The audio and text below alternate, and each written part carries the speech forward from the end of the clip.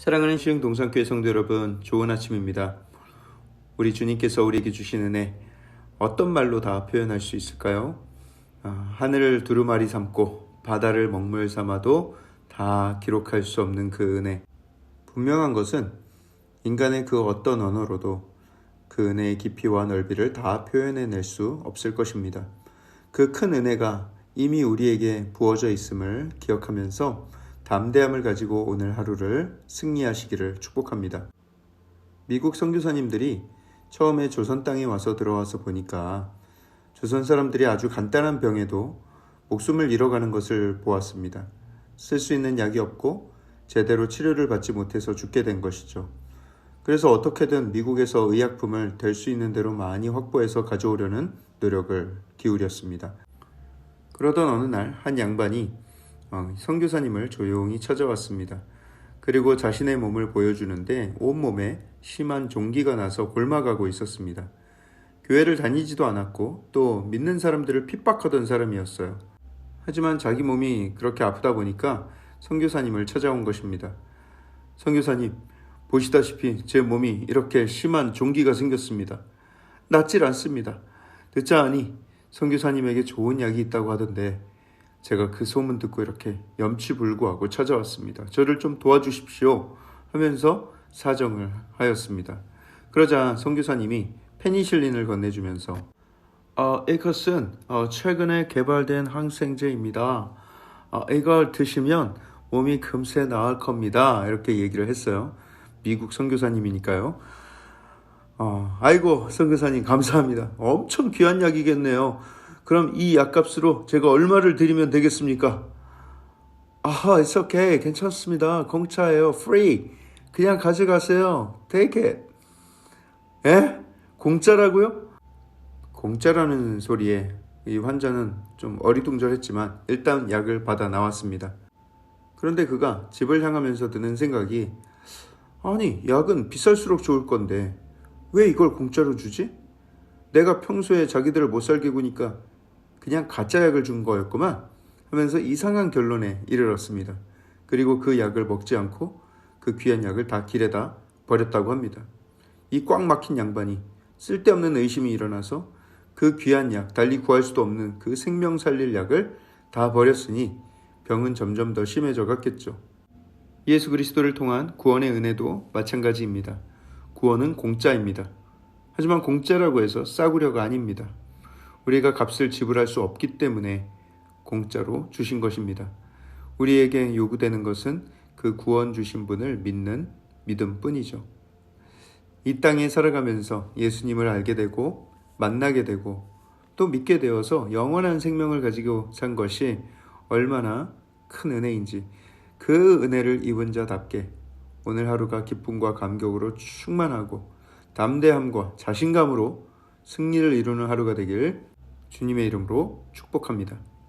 자, 그럼 오늘 2022년 4월 6일 수요일 시동을 위한 메시지 지금 시작합니다. 오늘 우리에게 주시는 하나님의 말씀은 요한복음 16장 1절에서 15절의 말씀입니다. 요한복음 16장 1절에서 15절의 말씀. 오늘 본문에서의 예수님은 제자들에게 이렇게 말씀을 하세요.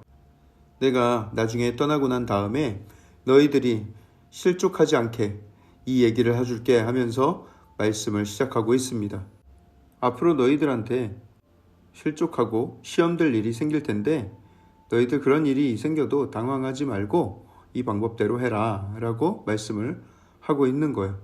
아니, 시험 들고 실족할 만한 일이라면 아예 없애주시면 되는 것이 아닌가, 또는 그 길을 피해갈 수 있는 방법을 알려주시면 되는 게 아닌가 생각을 할 수도 있지만 이 죄악된 세상을 살아가는 동안에는 그런 시험과 환난을 피하기란 불가능합니다. 또 주님 가신 길을 따라가는 것은 가시밭길이요 좁은 길이다, 십자가를 지는 길이다 라고 주님은 늘 우리에게 말씀을 해주셨어요. 그렇지만 그 길을 가는 동안 우리는 예수님의 성품을 닮아가며 주님과 동행하는 기쁨을 누리고 또 결국 그 길의 끝에서 우리는 주의 찬란한 영광을 보게 될 것입니다. 그렇기 때문에 우리가 기도할 때 주님 꽃길만 걷게 하소서라고 기도하기보다는 어떠한 가시밭길도 주님 의지하고 가게 하소서, 넘어지지 않게 나를 붙들어 주소서. 이렇게 기도하는 것이 더 좋은 기도라고 할 수가 있습니다. 우리가 자녀들을 위해서 기도할 때도 마찬가지입니다. 우리 자녀들이 아무 어려움 없이 아무 문제 없이 살아가기를 기도하기보다는 어떤 어려움과 환난을 만나도 끝까지 주를 의지하고 말씀 의지하고 딛고 이기고 승리하는 아이들로 성장하기를 바라고 기도해야 하는 것입니다. 한 미국의 코미디언이 그런 이야기를 하더라고요. 세계 어디서나 마찬가지겠지만 미국에서도 학교에서 괴롭힘이나 왕따 같은 게 문제가 되니까 미국 교육부에서 그런 학교 폭력 근절하겠다. 강경한 입장을 밝히고 불량배, 왕따, 폭력 없는 학교로 만들겠다 선언을 했다는 거예요. 하여튼 학교에서 불량한 짓을 하면 걔네들은 학교에 못 다니게 하고 따로 모아서 수용하겠다. 이런 발표를 했어요. 그걸 두고 그 코미디언이 하는 말이 미국의 교육이 이상한 방향으로 흐른다. 왜 학교 폭력을 없애려 하는가? 왜 왕따를 없애고 왜 따돌림을 못하게 하는가? 물론 우스갯소리를 하는 거예요. 세상에 나가서 정말 필요한 것은 그런 불합리함에 저항하고 이겨내는 기술이다. 그런데 그런 걸 없앤다고?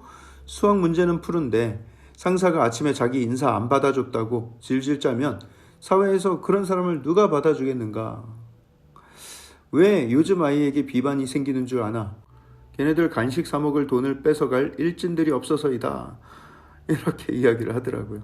물론 코미디언이니까 웃자고 한 말이고 학교 폭력은 무조건 근절되어야죠. 다만 포인트는 그겁니다.